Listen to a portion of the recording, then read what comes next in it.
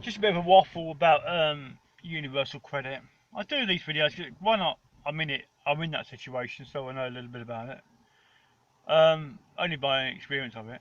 Everyone else's experience is different. But they get views, they get likes and whatever, which gains channel content, I suppose. But yeah, like last week, I just done a video now, but I just ended up going off the subject and waffling away. But so I deleted that video and start again. Uh, if I was living in a rented room last week or this week, yeah, I'd have been paid by Universal Credit 80 quid, 100 quid to a landlord for a rented room, and 71 quid to myself. Right? Because I live in a car, my accommodation is not classed as accommodation. But you've only got to look now, as we speak now. I think yesterday, a couple of days ago, was the first day of van build in the States. Just type in van build into YouTube, it'll come up.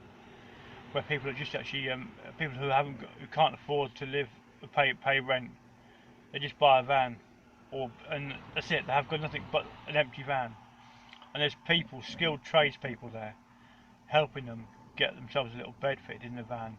The tradespeople working for free. Just donations of materials are being, and there's like the person organiser's got a wish list. He just puts what he sees what a person needs, puts it on an Amazon wish list, and his 50 odd thousand subscribers just buy the things what he needs. It comes to Amazon, he gets it via Amazon, and there's people there, skilled tradespeople, making vans into camper vans so that people can live in them and not pay rent because they can't afford to pay rent on. So in America, it's happening there, and what usually happens there usually comes over here in the UK.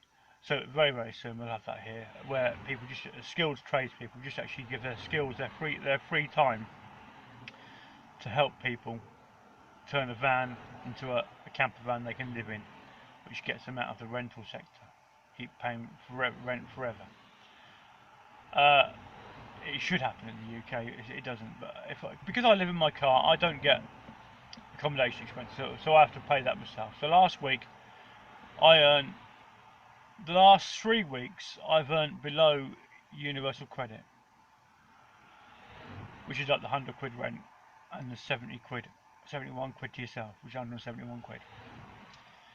So if I was actually renting a room for the last 3 weeks, I'd have got 100 quid per week paid to a landlord, 300 quid, roughly 80 to 100. So at least 3/8 are 24, 8, 16, 24. So 240 to a landlord, and 3/7s are 21. So about 204 quid, 214 quid to myself over 3 weeks.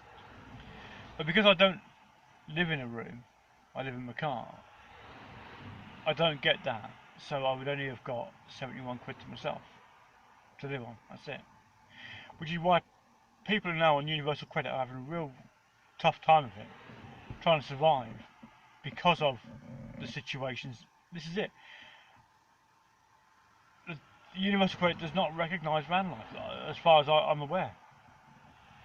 And more people now, they will leave the rental sector and they won't have a van.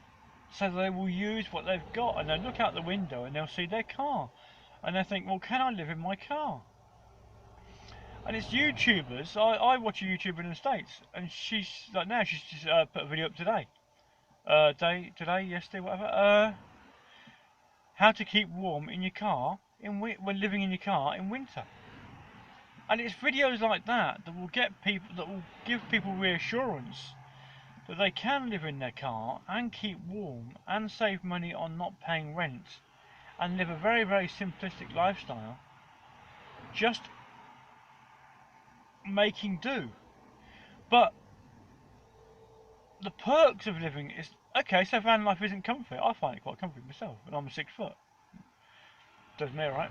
So anyone below that, you'd have more leg room, yeah. And people like 5 foot.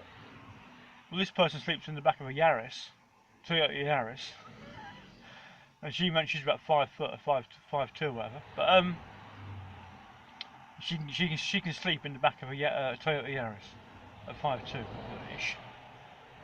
So if you're shorter than 5'2", so could you. Whether you want to or not, that's a different matter. But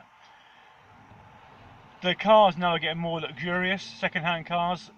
You get a car that's been about for about 10 years, and it's usually very, very comfy, soft seats, nice and easy to relax, plenty of leg room. Much better than the cars of the 70s and 80s. So they are getting better.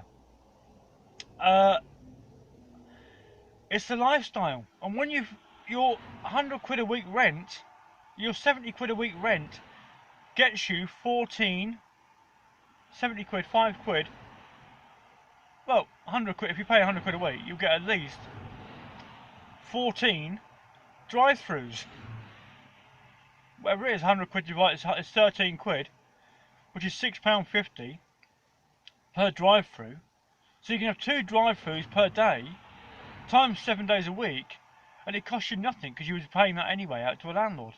Just means that this time you pay it to yourself and use their Wi-Fi and make vlogs.